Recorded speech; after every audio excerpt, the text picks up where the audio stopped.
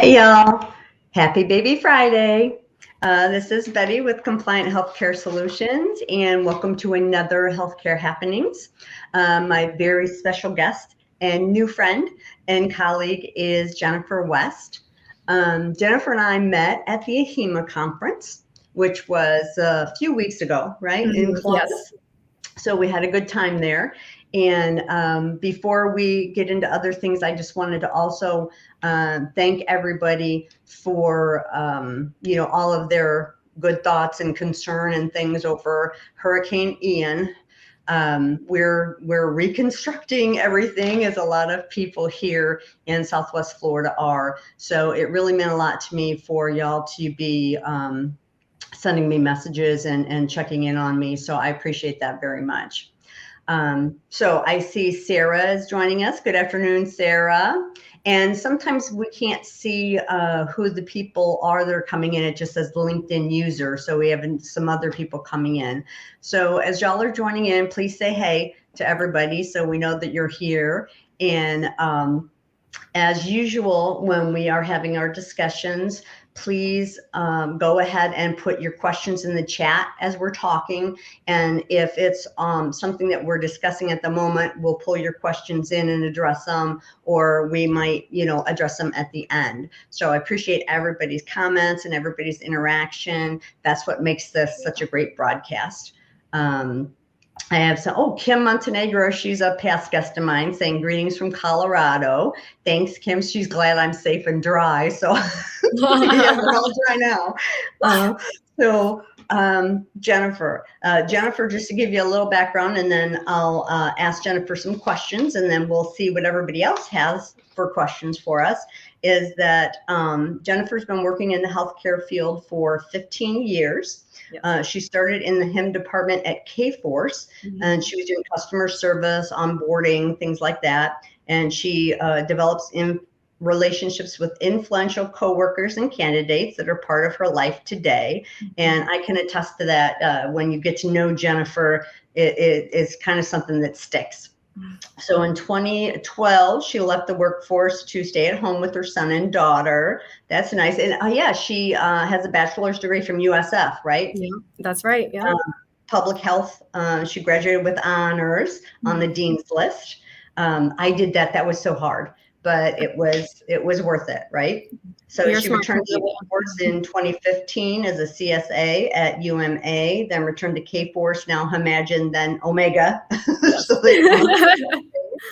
and now she's over at Medovent since 2022, and says she has found her true passion. Yes. So, and that's what we like on this broadcast, is to have people that are passionate about whatever portion or position in the healthcare field they have, because I think that's very important, because without it, it's just a job, so when you're passionate about it, and people can see that and get that feel from you when they speak to you, like when you and I talk, you start to get all like jazzed up and stuff. So it just makes it really good, really interesting.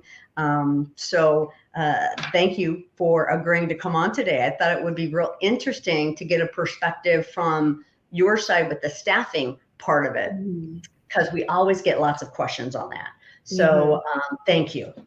Oh, Betty, thank you so much for having me here. This is an honor, and thank you everybody for attending, who's attending. It's so exciting. And Betty, you're a breath of fresh air. When I first met you, checking in at the hotel, she's like, Tampa, Florida?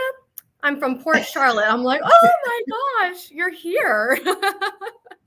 Oh, goodness. And what you guys have been through and how the community is coming together to help others, that's very special. And that's important. That's what it's all about. Thank you. Yeah.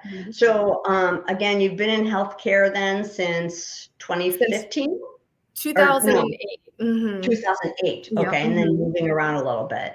Yes. So with your background and going to USF and getting your public health, like why did you choose this field that you do? That's a good question. So I started off in the Health Information Management Department at Kforce in 2008, and I was processing payroll, working the weekends from home, which was great, especially when I had my son. and I was doing onboarding. So I know all the ins and outs of operations. That was back in the traveling days where coders had to go on site. So that was a good time. So we would help set up their travel, drug screens, background checks, walk them through the process. And I got to know coders that I still speak to today. It's been awesome. It's been an awesome journey, and just getting to know everybody and, you know, hearing their strengths, their passions, their struggles, and being there by their side to help support them has been, you know, very meaningful to me, and to everybody else in this staffing industry as well. So after I had my daughter, you know, childcare is expensive. So I had a great opportunity to stay home with the kids for a little while, go to school full time. I wanted to save the world, but I realized I cannot save the world. I could just do one person at a time. And it's not even me saving them, it's just helping. I grew up watching my dad was in sales. My mom has been a nurse for 40 plus years, retired with the VA in 2020. And I'll sidetrack to a little story, a little background story, so you can understand where I'm coming from. So I moved to Tampa, Florida with my parents in 1992. And we just left TGI Fridays, and we got into the car, and we noticed that there were cars stopped at a major intersection, and there was a body on the road. And I saw the shoes 30 feet from the body. And my mom, without hesitation, she grabbed her first responder kit, she's a nurse, and ran to him and started performing CPR until the helicopter came. My brother and I, we were young. We were looking out the rearview window, and I'll never forget the song "I Just Died in Your Arms Tonight" was playing. You know, just the things that you remember. But I saw my mom giving a stranger CPR, and I'm like, wow, that's just incredible. And she was my hero ever since then. My dad, strong sales. He's always helping others, developing relationships 50 or 40 years old till to today. And that speaks about my family and how I was raised, and the meaning, the passion that I have about helping others. And so after I graduated in 2015 with my bachelor's in public health, I love being a stay-at-home mom, but I miss being around people. People is my passion, and the energy, like meeting you, Betty. I was so gung-ho, and I'm like, let's do lunch, and you know, our brainstorming together, and it just excites me. And so I went to UMA, and that's where I started a sales position. Sales was new to me. I'm not a pushy sales. I'm not salesy. I don't want to toot my own horn, but I feel like I'm a genuine person, you know, and I'm really just there to see what's the best fit for you. Where are you going to be happy? How can I help you do that? The rest it's in everybody else's hands. It's in the coder's hands to take that. I'm just there to support you. So I started off as a CSA. I made 150 calls a day, 200 calls at one time. And after a year, I'm like, I want something different. You know, I want to have, not that it wasn't meaningful, but more of a connection, more of a relationship that I can have. And so my former mentor, hired me back with Himagine. So Himagine bought HIM out of Kforce and became Himagine. And in 2016, she hired me as a lead of HR operations. And she saw a lot more in me than I saw of myself at that time. A year later, she hired me as or promoted me as supervisor of HR operations. Then a year after that, she saw more, and she put me in a redeployment manager position. And I started really talking to the coders and looking at their resumes and getting an understanding of what you guys do. And I found a great opportunity. One of my good friends, Mark Sprashia, I've known him from Kforce since 2008. And he called me, I called him. He was calling me, but then I called him back. I'm like, Mark, what you got going on over there? And he's like, I knew you would call me Jen West. And so, yeah, they hired me in February of 2022. And the difference is that Medovent is a private owned company. It's family here. I walked into this building and everyone's like, Jen West, we heard so much about you. I'm like, what? Really? And it's such a good feeling, and the appreciation that we have here, and it's invaluable, and I love it. And I haven't looked back, and I love the people at Omega. I wanted to take a different route, and so yeah, I started off as a resource manager, and that's still my job title, but now it's been 2 months and I've been recruiting and having different types of conversations and really getting to know what you coders deal with and what you go through, what the productivity is really like, what it takes to perform with quality, the different systems. And I kind of had an idea from redeployment, but now it's exciting. It's just really exciting. It's good. And big kudos to your mom. I'm sure she's proud of you, but that makes you proud of them too. So Yeah. that's really good. So at Medovent, what's your main focus? So my main focus is we make about 50 calls a day, and we're nationwide, US based only. And we look for candidates who have had at least 3 to 5 years experience and that can do complex cases. We work with prestigious facilities nationwide. So we want to make sure that we are able to place the best candidates for that position where they're going to be successful and grow. One of the awesome things about coming to a staffing firm is that you get to go work with different facilities and you don't have to be engaged with all the politics for the facility. You sign into your office working remote because you don't have to travel anymore. You get to be with your family. You have that work-life balance. And I love being able to help somebody. Our schedules, they can be flexible. It depends on the type of facility that you go with. But yep, our calls are typically about 50 a day. We use LinkedIn, we use Indeed, and that's like any staffing firm. Right. Also, referrals are great, and references. So then we really know the type of person and we get to know them a little bit better. Asking more pressing questions, getting to know them not only on a professional level, but a personal level as well. Because we know about your dog's names, we know your cat's names, we know your children, and we hold them close to our hearts, and that's what makes this job worthwhile. And that's how everybody can be successful together. That's wonderful. So do you have like a stable of that's your people, and each resource manager there has their own kind of stable of people, if I'm understanding correctly? Oh, sorry. Yeah, that's a good question too. So we are assigned, and pretty much every staffing firm does this. You get an assigned territory. Okay. But we work so well together. We are family. We're work family here. So we help one another out. So we do have a certain territory, just like a couple states, the rest is open, but we all work together. Mm-hmm. Okay. So then if someone comes or you're talking to a candidate, what's kind of the whole process that you put them through to say, okay, you're good for us, we can find a fit for you, and let's go forward? So what we do is we have a pretty vigorous testing assessment that our auditors, our internal audit team is amazing. I think we have about 6 on the team now. Don't quote me on that. I'll double check that. But they are so amazing. They want everybody to be successful too. And so they created a test for Prophy, ED, same day surgery, inpatient. And it gets updated probably about every quarter, maybe monthly, depending on what shifts take place and what we need to tweak. But we also provide like a 3M encoder to use, which will help them because you're going to be doing that at the facility, and you utilize your coding books.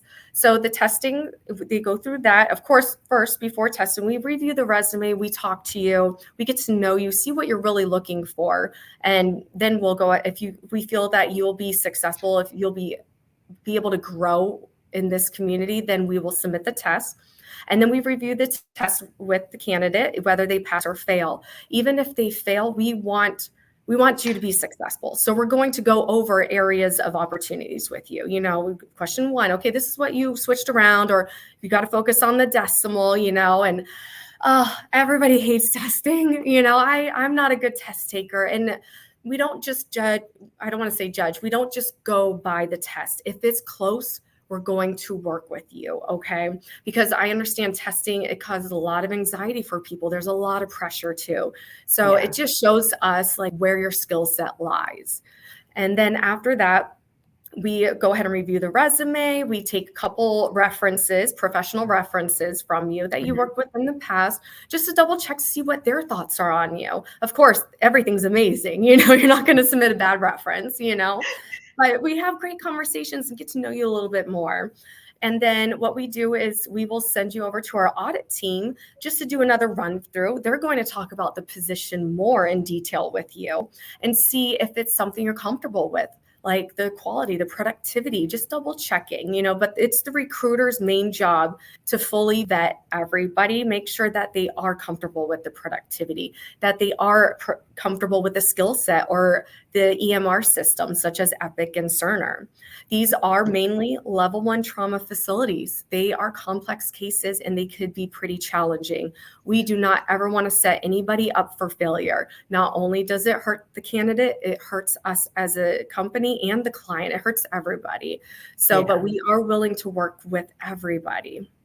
Well, if you have requirements. That's really good. Because most agencies or most places that are looking for people like this, you're going to have to take a test anywhere. So that part of it should be the coders, auditors, CDI people, everybody that's watching on this for that. That is not going to be like something that they'll say, oh my gosh, I've never heard of that. So that's pretty standard. So it sounds like as far as those things go, it's that relationship issue that makes it different, I think. Yes. So when you, when the people come and you have candidates, you interview them, you test them, you're like, this is a good person. We think we can, get them somewhere that we have, or you have someplace immediately that jumps to your mind kind of thing. The people that come on to work with Medovent, they're not 1099 contractors, correct? You take them on as employees?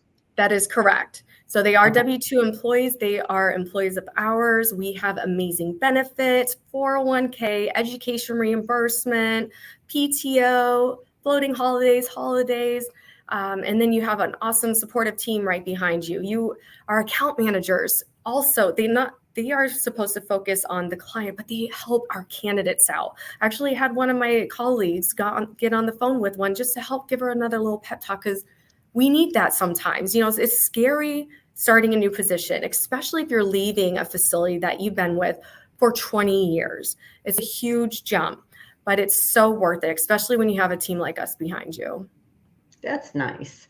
And just to kind of go over a little bit too. So we have Stacy that came on from Tennessee. So hey, Stacy. So she's hoping everybody's having a great day, and that this is an enriching opportunity. So that's very nice. That's nice to hear. Stacy? Yeah, I just thought I'd do something a little different. I hadn't seen a broadcast where this kind of issue, this kind of area had been discussed. So I thought it would kind of be neat to do one. So,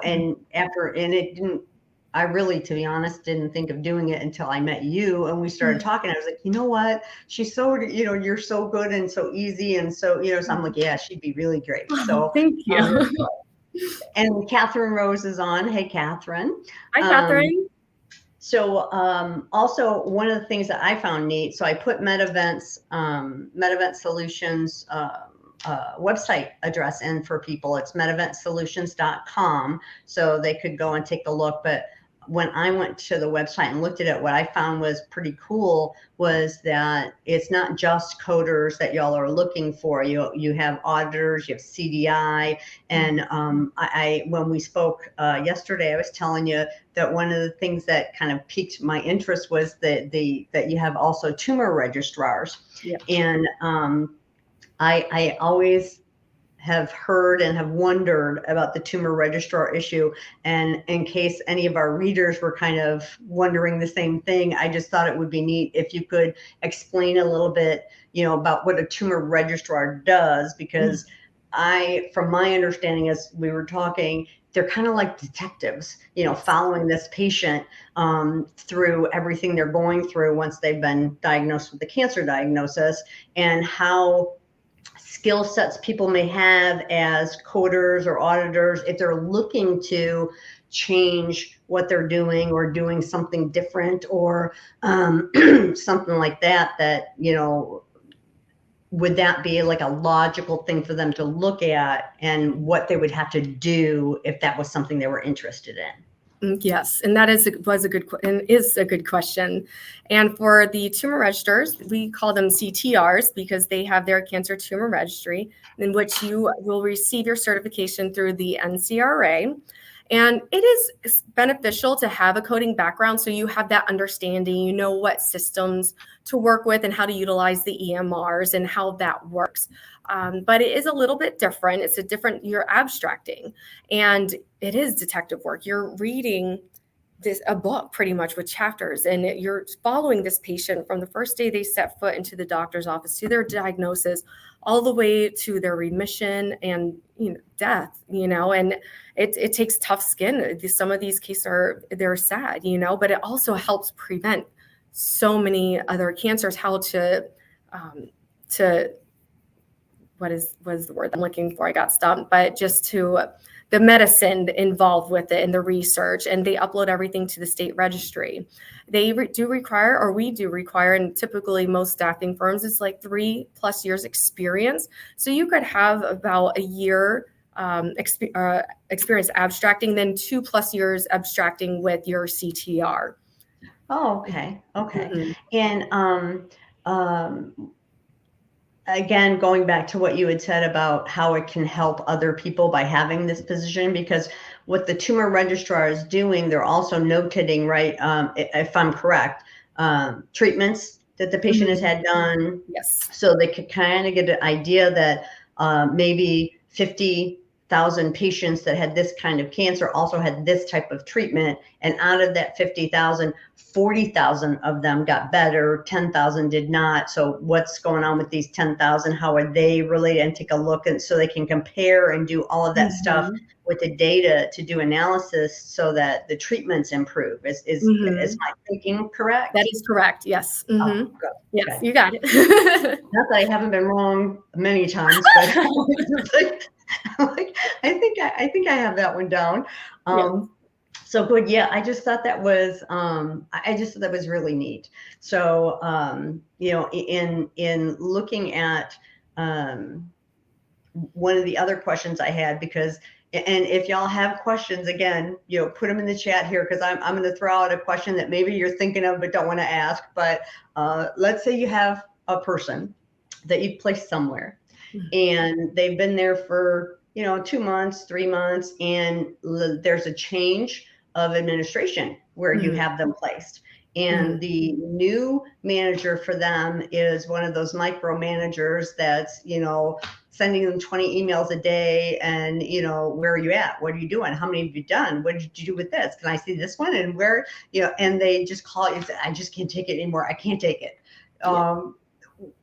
Is that something, since they're your employee, not the facility's employee, is that something that you kind of go to bat and then take care of for them and help them with?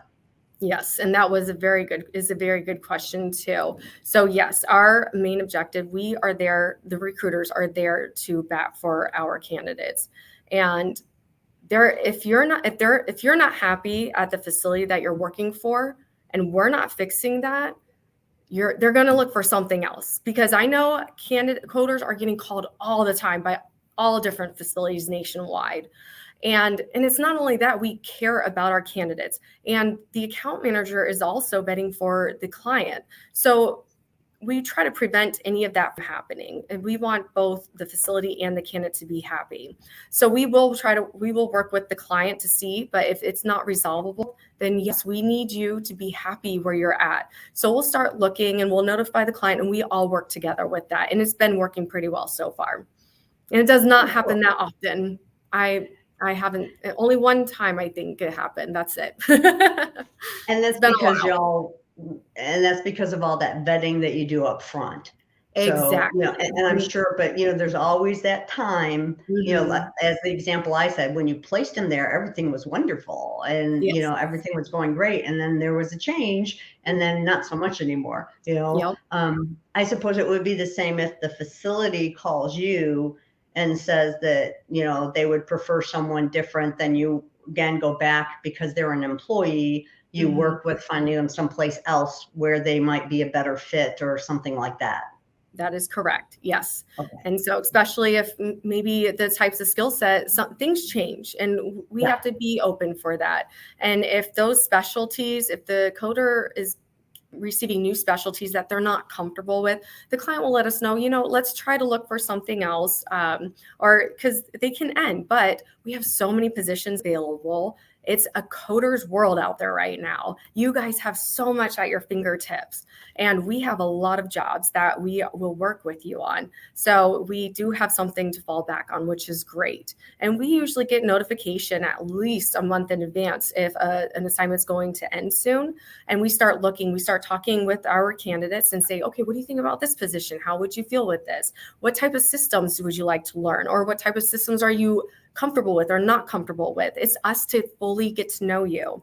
But it's also very important as a coder to trust your recruiter and be completely honest about everything going on in your life. We are your therapist, we're your boss, we're your best friend, we're anything, your coach, we're there for you. And that's how the relationship works. And that's where you're going to be most successful. Good. So if you have a candidate that it's a new person, and you're trying to look for where to place them, and let's say you've got a list of 4 or 5 places that you think would be good, and you go to them and you start discussing. So there, when you were saying, be on it, don't just take it because you've said. If it's not something that hits you, just say, no, not that one. And you can, no, not that one. Mm-hmm. So it's that whole process of back and forth then, right? Yes. Typically, we have that conversation of what the candidate's comfortable with.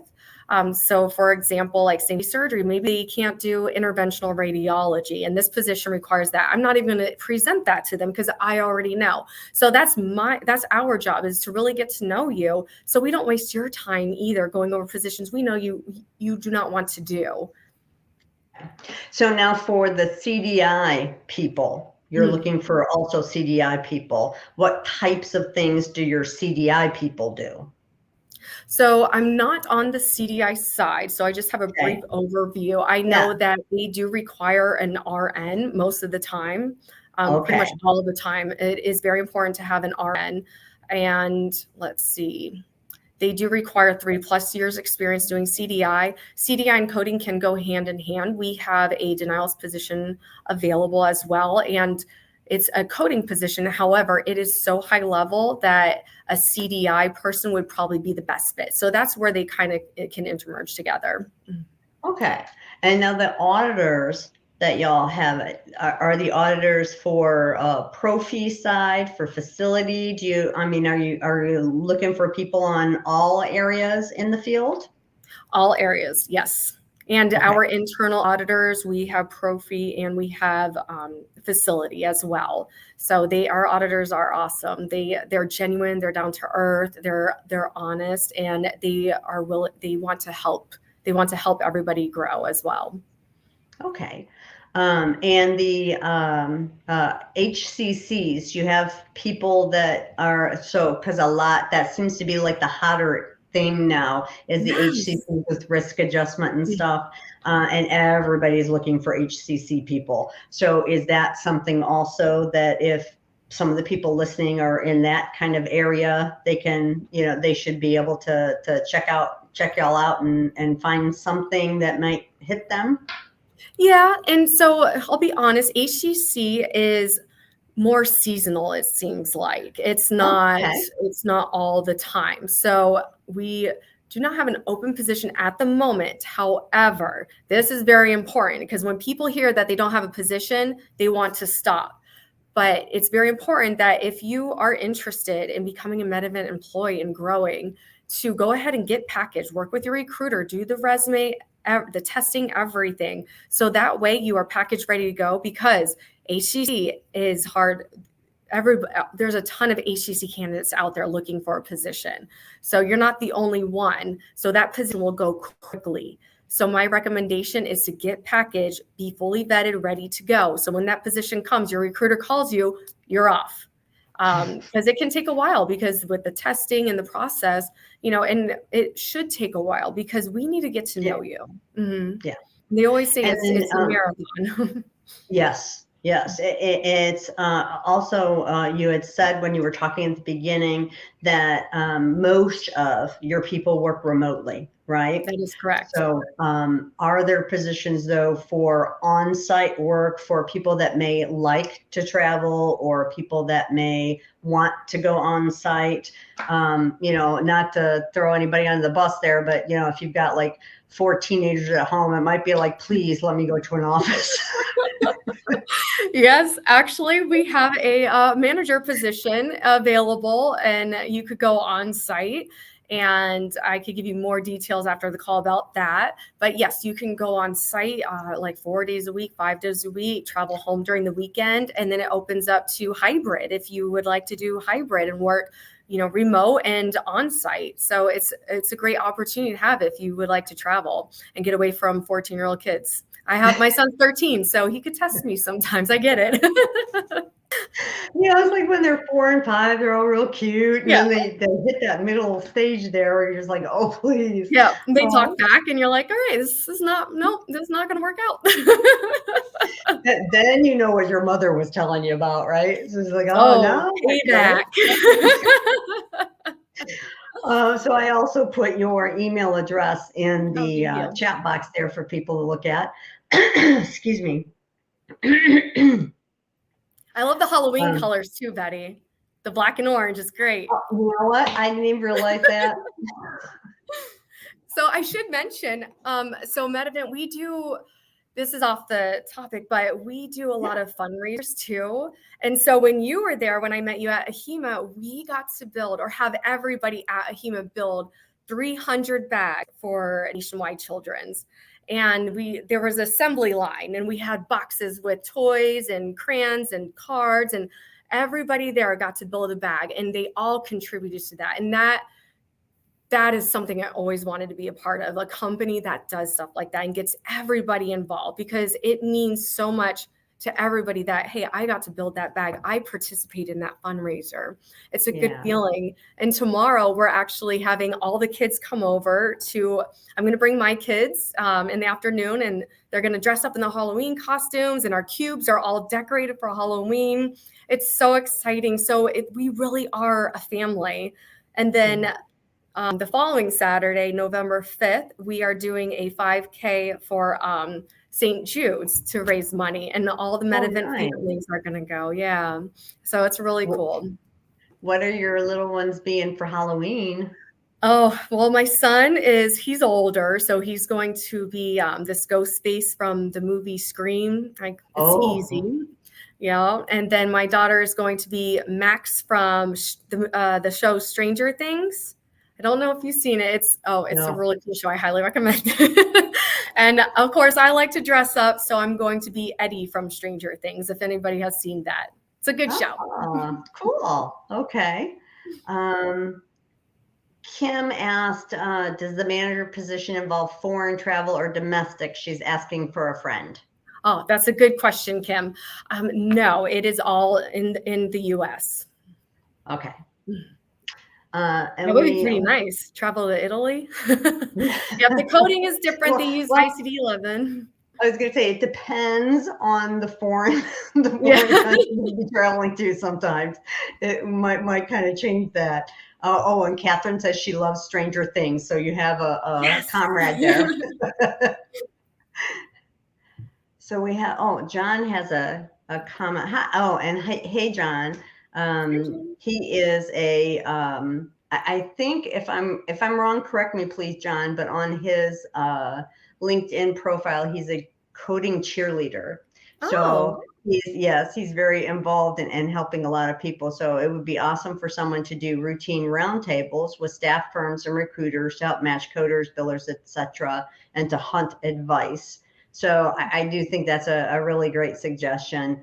And maybe that's something for the broadcast we could maybe do quarterly or like twice a year, try to do kind of things like this where you're letting people know like the positions that you have open currently and kind of stuff like that. So yeah, absolutely. It's great. Anything that we can do to help facilitate coders, auditors, billers, the CDI, everybody get placement, because that's really rough these days sometimes. So does anybody else have any questions or comments that they have for Jennifer today? Please just go ahead and put them in the chat for us. I think, no, that's mine from here. I was going to say, I think we also are live on Facebook, but I don't think I can see, at least not on this screen. I don't think I can see the Facebook question. So I'm going to, while we're holding for a second, I'm going to pop over to Facebook and see if we have anything on Facebook. Yes, and if anybody has any questions, like recruiting questions as well, or questions about positions, I'll be more than happy to get you in contact with the recruiter for that right department as well. Great. Yeah, I don't see anything on Facebook, so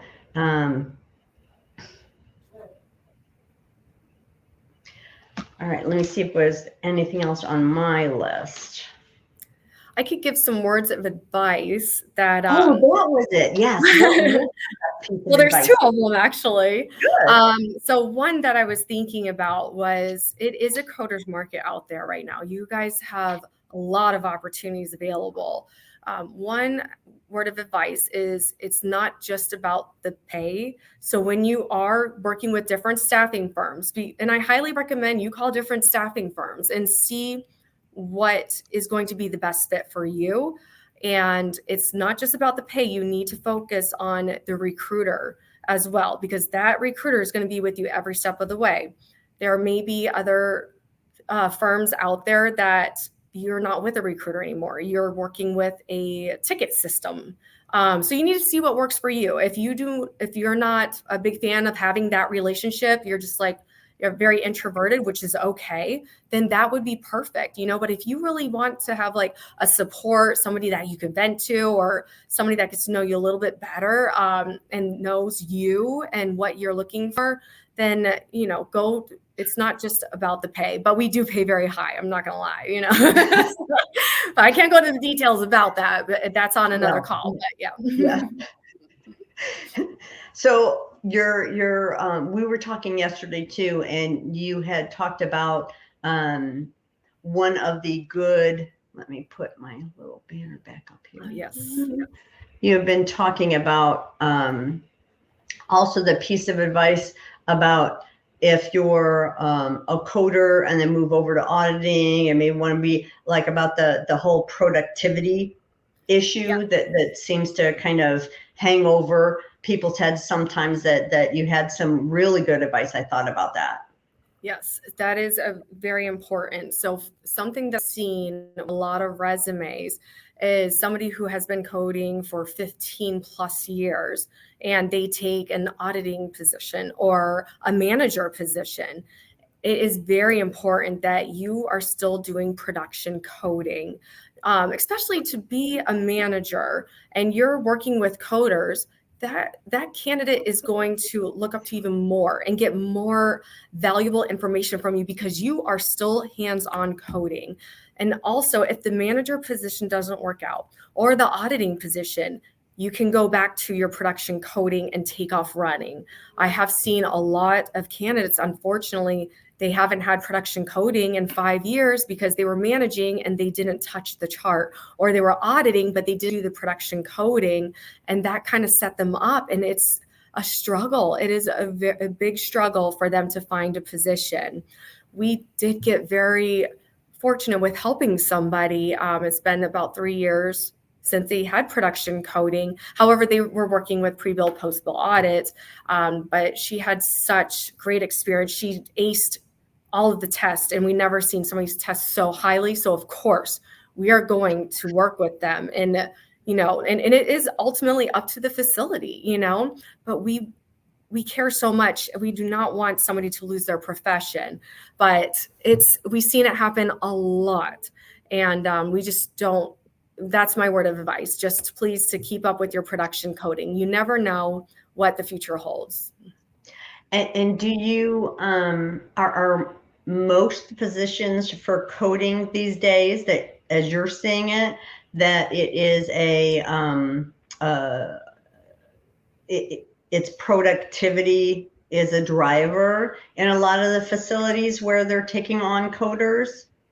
I would Because I say haven't worked as a coder, at a facility for a long time. So, I don't know if that's still like everybody's under productivity now. And so it's like the norm to have those standards set. yes. So I would say quality is the most important. Okay. Quality comes first, then productivity. Productivity, it's more of a behavior, and you have to have that confidence. It's so important. And when you are passionate about what you do and have that confidence, you will be just fine. The quality is the huge one. You have to stay up on that Right. quality. Mm-hmm. Okay. And so and that just brought this question to mind, and I don't know if, you have had this happen before, but if you have placed someone and now they come out with productivity-ish, things where they say, oh, now we expect you to do this many charts an hour and this many charts a day and this many, is that once again, because of having you and not being the employee at the facility, is that something that at that point they could come back to you and say, hey, they're putting these things in there now, and I think this is an unreasonable standard. Not that you shouldn't have any, because you can't say I got to one chart all day. That would be, I coded one thing today.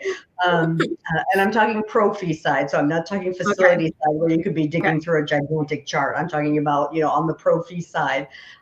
So that's something where, once again, you would go to bat for them. Yes, but I have never seen that happen. The facilities that we work with have been awesome, and they don't change. I have never seen them change the productivity. Not that it can't happen, but I just haven't seen that happen. But yes, we would definitely have that conversation with the client and say, well, this is what we agreed to, and see if that will change. And usually, I have never seen that happen though, which is good. Yes. Kim got a big question here for us. Can we discuss how to delicately bring up the subject of salary? In Colorado, a range is required by law. However, not every state does this, and you're correct. Same regarding benefits. Recently referred a friend to a manager in my network. He ended up canceling the interview because the rate was too low. I felt bad for both since they both wasted their time with not disclosing a range up front. Yes, well, we won't talk about the ranges because it is different in every region, Kim, but that's a great question. And yes, the salary should be discussed upfront before they are submitted for an interview, because when we submit the candidate to the client just for an interview, we have to have their full commitment. The recruiter has disclosed all the information with you, benefits, PTO, when you're planning PTO for the remainder of the year, your salary, what you're going to work with. So we have all that information up front. So as soon as we submit you to the client, it's a lock-in, pretty much. Good question. And I have seen that a lot where they put out positions that are open and things like that, and then you do as Kim did and not even find out before, but you go through and you talk to them. And then after it's all done, they tell you, what the range is or what the benefits are. And then you're like, oh man. And then it is a waste of time for everybody, not just for your personal time but also for the person you're talking to. And I'm sure they've got other candidates they're talking to all day long too. So it's just like everybody's just kind of wasting their time. And I agree with Kim and you that is just kind of like a perpetual issue where it's like nobody wants to talk. Everyone wants to be the first one to say, right? It's like, well, what's the range? Well, what would you take? Well, what's the range? We'll give you work, so you go through that back and forth. And it can get very frustrating, especially when you find something and it looks like it's a great fit and, oh, this would be so much fun to do. And then they throw finally a salary range at you and you're just like, I just can't do it for that. So it's good that is something that y'all are upfront with the candidates, because I think that's a crucial issue. Because you might find somebody that may take the position because they need something, but they're not looking at staying then. And then they're going to be looking as soon as they get in the door. And that's not what you want. No. But they do have to go through testing first. I should say though, it's important Yes. so we understand where your skill set lies. If you are more entry level, then the range is going to be a little bit different, and that's with every staffing firm. Oh yeah. But I love asking. I'm like, well, what are you making right now? And then they tell me like, oh, I could top that. That's exciting to me. But yes, yeah, we could definitely provide a range for you. But after testing, we'll see where your yields lie. We will not, what's the word that I want to use? We will not stoop you low. Whatever your skill set lies, we will work with you. We do raises. There's referral bonuses, which is great. And a lot of staffing firms do referral bonuses too, but I think ours is the best. I'm a little biased. So. Well, I think wherever you're at, Kim would be the best, or Jen would be. I was thinking of Kim because she put that out there. Wherever Kim would you're too, at, Kim would too. But Kim's good too. Yes, I like Kim. She was one of the people we were talking about HCCs. She was my guest when we talked about HCCs. So okay, cool. She's wonderful with that. Just a whiz. Well, Kim, I'll let you know when somebody else saying that they love Stranger Things. We're getting a growing Stranger Things fan club started here. Someone's asking about entry-level internship, externship opportunities. Do y'all do internships or externships? We do not. And the reason why is we don't have any facilities that will take internship or externship. And that's a great question. We get it all the time. And oh my gosh, we would love to take students because we understand how hard it is. It's like a catch-22. You can't get the job unless you have the experience, and you can't get the experience unless you have the job, Yeah, exactly. But so what I tell everybody is it's important to have your credential. Okay. So you went through the school, you worked so hard. You will have to start from the bottom most of the time, unless you know somebody, which is another great way for networking. If you know somebody that works for a facility, and might I add, a teaching facility is great to get your foot in the door. You could start off as a receptionist, a CNA, wherever your background lies, and you show that doctor, oh, I have a CPCA. That doctor will take you under his wing. If it's a teaching hospital, you betcha. So he's going to show you the coding. You're going to get some production coding under your belt. Then maybe you get promoted to be a coder for that facility. After a couple years experience, if you want to expand your skill set and grow, that's when you take the opportunity to come to us, a staffing firm, and we'll work with you with the level ones and get you submitted. And having a teaching facility behind your belt, most of the time, a lot of them are level 1 trauma facilities too, like Tampa General, for example. Right. So yeah, that's a great way to get the foot in the door for sure. That's a good question. But your candidates, the people that you placed, don't only code level 1 trauma centers, right? Correct. Okay. We have level 2, level 3. Some are critical access, not too common, but yes, we do receive them. Mm-hmm. And our account managers, if I have a resume and you have a great skill set and it's not a level 1, we send the resume out, just the skill set. Like these are the candidates that we have looking for positions. What do you have? And our account managers reach out nationwide to all facilities to help find you a job too. Mm-hmm. Okay.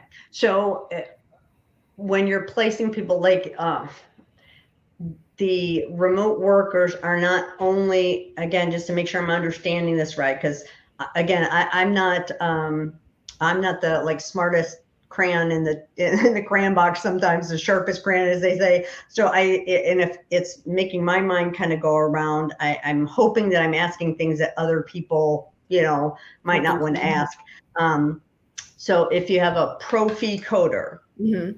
and they work at an ortho clinic, let's mm-hmm. say, so they want to, go somewhere else, but they still like ortho. So when they come to you, you could have a hospital facility that has clinics or has clinics mm-hmm. inside of the hospital that would be an ortho clinic, let's say, that you could place them in, just as an example. Mm-hmm.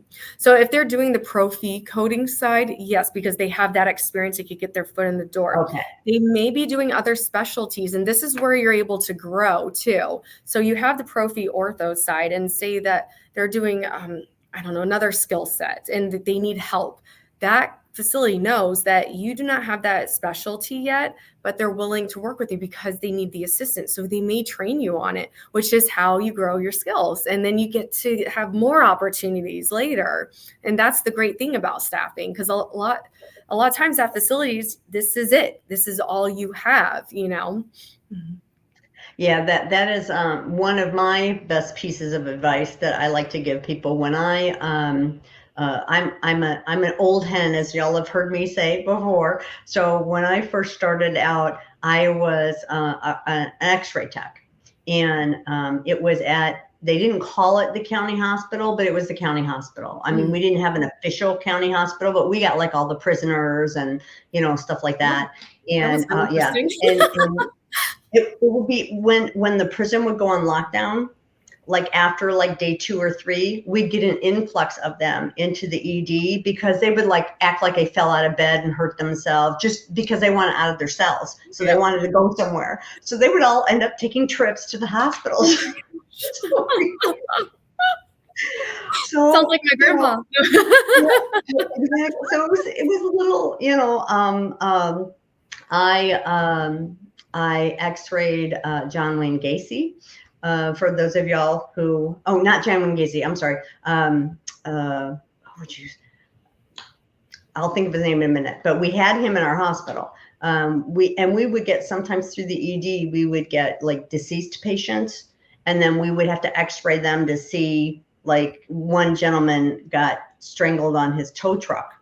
And so we had to see whether he broke his neck or whether he was asphyxiated, so they could fill the death certificate out correctly. So there we are in a room with the dead body, you know, so I was just like, okay, I'm done. I just, that's it. No. Oh my God. I don't want to do this anymore. Oh, it was Richard Speck. It wasn't John Wayne Gacy. It was Richard Speck. So we would get all the famous people and all that kind of stuff in there. And it just, I said, so I went into coding, still working for that same system. They said, oh, well, you have medical terminology, you know, our computer system, you know, blah, blah, blah, you know, so it just kind of made sense. Mm-hmm. So, and from there, I worked at a large teaching facility in Chicago. And we had, at the time, and this was over 30 years ago, we had almost 500 physicians in the faculty group. So that was pretty big. And of course, they were all specialties. And so I was involved in building the abstraction team for the facility. And so the abstractors, the coder abstractors, what they would do is whatever came across their desk. So we would get a chart after the patient was discharged. And so for the prophy side, we would go through the chart. And for any physician that was in the faculty, we would code their visits and their ICD. Then it was ICD-9. Mm-hmm. You know, so we would do the coding and abstract it out from the medical chart. And so you would get a chart, and maybe they saw ortho, maybe they saw endo, they saw their primary care, they saw cardiology. You would have to code all of it. So you didn't get cocooned into one specialty and that's all you did. So I was lucky that I have had my hand in just about every specialty that's out there, you know, and then you also learn what you do and don't like, you know, which is very helpful. So, you know, that is being able to be someplace where you can get a broader base, or if you're in a specialty, being on site, like you were saying, where you can say, oh, well, y'all have these things over here, and I see you're needing people over, you know, I'd be happy to lend a hand, or I'd be happy to whatever, and just kind of try to expand that base for yourself a little bit. Because I get people sometimes that tell me, you know, I want to do something else, but now I can't because people say, well, you don't know our specialty, you've only done X specialty. Yes. Or they want to go for continuing education because something looks very interesting, but their facility says, well, that's not what you do, so we're not going to pay for it. You know, so it's not benefiting us. So, you know, so that's one piece of advice I have, is to try to broad base that, because you never know what specialty is kind of hot, you know. So I mean, you'll get those instances where, like CPT, how CPT changes every year. There's certain specialties that get hammered with changes, and then other specialties don't even get touched that year. And that, and that's how physicians, when they sit on the CPT editorial panel, they round through, they have their tenure, and then they kind of go off. Well, sometimes you'll have physicians of a certain specialty that are in the group there. And so then you see a whole bunch of changes coming for those specialties. And so, sometimes you'll note that certain specialties really are more in demand for things. So it just pays to have that broad base. That's my best piece of advice to people, is try to get your hands on everything. Never turn down an opportunity. If your skill level is there, even if it might be something of a different specialty you haven't done as much, keep that learning going, keep that stuff getting in your head, so you get that broader base, because it's easier than for you to find a position, or for people like Jen, right, for you to find them a position. Absolutely. Because they can say, oh, well, I can do these 6 different specialties, versus the one specialty. If you don't have a lot in that specialty, it might be a little tougher. Yes, absolutely. And I totally agree, Betty, that you hit it dead on. Yes. And then Kim has another good, network. So and that's why I like doing this broadcast too, because I try to pull different things in. Kim, like I said, she was on speaking about HCCs. I had a networking one on where we had Brian Quee and Christine Hall and Soma Patel and Victoria Moldovan, and so we went through networking things, and I've had ones on cardiology and dermatology, and just because it just piques different people's interests in different things, and just maybe exposes you to something that you hadn't thought of, or hadn't been thinking about before, and maybe like, oh, that's a really cool specialty, I want to learn more about that kind of thing. So that's good. I think, and then someone else agreed that networking is great and very helpful. So I might have to do another networking broadcast here soon. And if I do, I'd like you to come on too, because that's another good, shade to it that we can talk about, not just within, but how y'all network, and networking, with various different places in healthcare can be very helpful for people.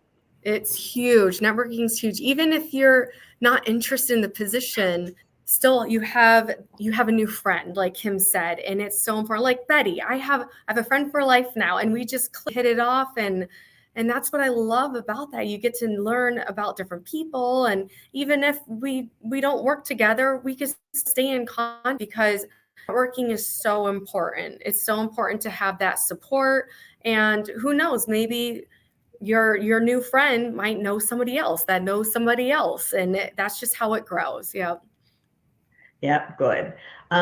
We're almost up at our hour. See, did I tell you, Jen, it would go fast? Wow. And I just want to let everybody know, I will be speaking at Kimberly Jolivet Williams colloquium in November. And so she will be the guest on my next healthcare happenings. We're going to talk about micro-credentials, specialty certifications, things like that. So that could be a very interesting thing for people to come in, like different organizations that offer things like NAMUS and ACTUS and, of course, AHIMA and AAPC, but all these different kinds of micro-credentials, and, what it takes to get one, if you would want one, do you not want one, all that kind of stuff. So we're going to kind of cut through that a little bit. So I think that will be very interesting. Let's see, what am I doing this weekend?